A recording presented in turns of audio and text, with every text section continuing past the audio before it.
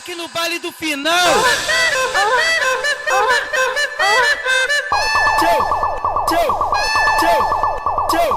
Minha velha avó dizia: meu filho, se tiver mais de 2 já é suruba.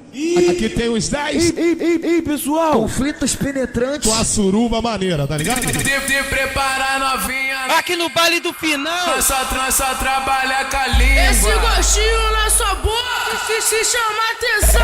É 40 minutos chupando tua bucetinha. Se você cuspir, vai ganhar um porradão. Passa em mim, sarra em mim. Olha o barulho que fez a novinha! Passa em mim, sarra em mim. Passa o pau na minha xota, passa o pau na minha xota, passa o pau na minha xota, passa o pau na minha xota, passa o pau na minha xota. Passa em mim, sarra em mim. Joga um pouquinho e você dá pra mim. Passa em mim, sarra em mim.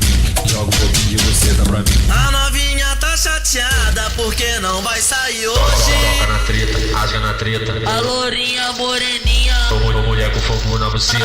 a pretinha, a branquinha. Tá cheio de novinha querendo me dar. Cheio de novinha querendo me dar. Cheio de novinha querendo me dar. Cheio de novinha querendo me dar. Você tá.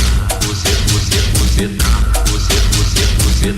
Você tá. Ah, novinha, hoje tu vai gozar várias vezes. Subir pelas paredes com tanto tesão que eu vou te causar.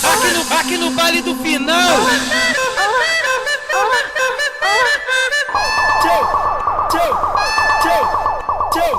Minha velha avó dizia: meu filho, se tiver mais de